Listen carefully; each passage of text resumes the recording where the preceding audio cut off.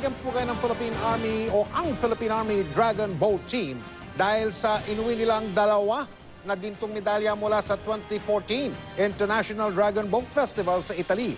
Ang koponan ay sinariwa kung paano nila nakamit ang tagumpay sa kabila ng mga pagsubok.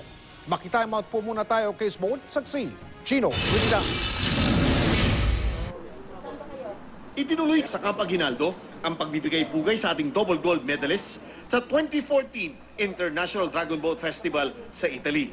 Nagpahanda ng lechong baka para sa victory boodle fight ang ilang private supporters at civil relations service ng AFP. Hip, hip! Hooray! Ito ay para sa ipinamalas na tibay ng Philippine Army paddlers na nagtala pa ng record bilang fastest team ever sa 200 meters Premier Open Race. Yung mga ganitong victory na dinadala ng mga kababayan natin yung pangalan sa ibang bansa, parang yun ang nagbibigay sa atin ng pag-asa na kaya natin.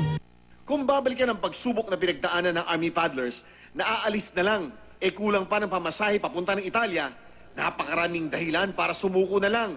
Ngunit wala raw ito sa bokabularyo ng ating mga sundalo. Kahit na anong hirap ng buhay, kahit na anong mga pagsubok andyan, dapat gawin ang lahat ng paraan. Dahil ika nga, kung gusto may paraan, kung ayaw, maraming dahilan. Sa Ravenna, Italy, tinulungan sila ng mga Pilipinong nagbagandang loob. Magabaong sardinas at pinitas na ampalaya lang daw ang kanilang kinain doon. Sa pagitan ng mga laban, nagbenta pa sila ng mga jersey para sa kanilang fundraising. Sa kabila ng hirap, hinangaan ng ating mga Army paddlers ay pinakita nilang dedikasyon sa sport. Nagmula ang pagkilala mula sa mga world power ng Dragon Boat gaya ng Estados Unidos, Germany at Netherlands. Philippine Army Dragon Boat Team, mabuhay! Chino Trinidad Tagututok, 24 oras.